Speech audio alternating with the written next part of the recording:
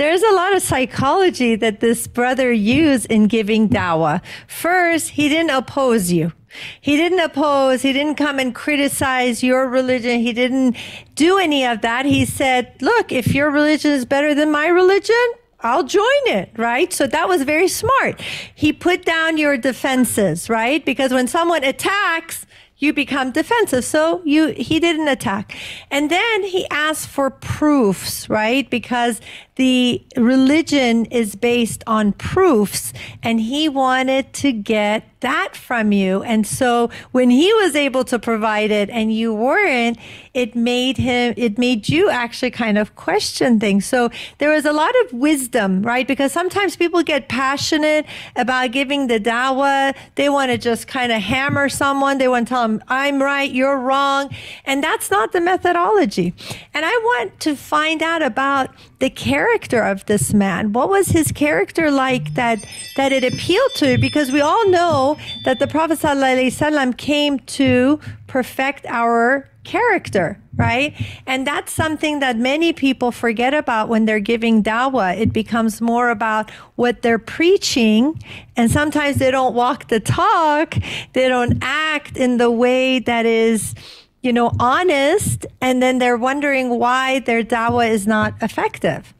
So what was his character like? Well, the character of Muhammad Abdurrahman is one that I will never forget as long as I live, inshallah, because he was honest to a degree that I had never seen before. And he was forthright in all of his actions. He didn't pretend to be somebody he wasn't, and he didn't deceive people. And bigger than anything else was he didn't lie.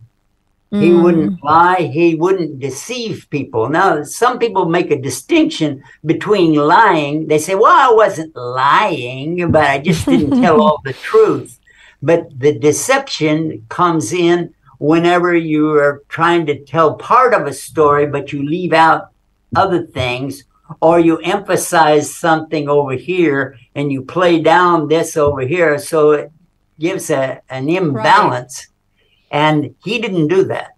If he said anything, you could take it to the bank, because he would say only what was a fact. And he didn't say much. He really didn't talk a lot. MashaAllah. It sounds like he had so many of the characteristics of the Prophet ﷺ in the fact that, the Prophet ﷺ was known as Al-Amin. He was the most trustworthy. He didn't speak very much. And so how beautiful that this man who, emulated the Prophet ﷺ was able to penetrate the heart of a minister, of a priest, and mashallah. And through that, you have been able to penetrate so many hearts, so many thousands and thousands of hearts. May Allah reward you for all that you do. And we have benefited tremendously from this inspirational talk, mashallah. If you were to give a word of advice to people who do give dawah, what would it be?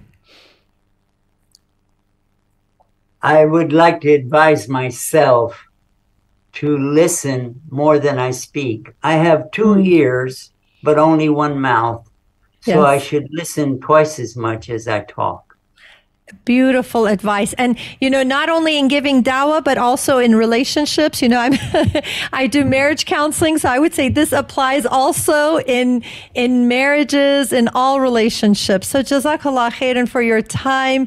We have benefited tremendously, and may Allah bless you, bless your family, and bless all that you do. We were so happy and excited to have you here. MashaAllah. One final thing I would say, that even a fish wouldn't be in trouble if he learned how to keep his mouth shut. Right, and a good stay one. guided with Guide Us TV and Huda TV.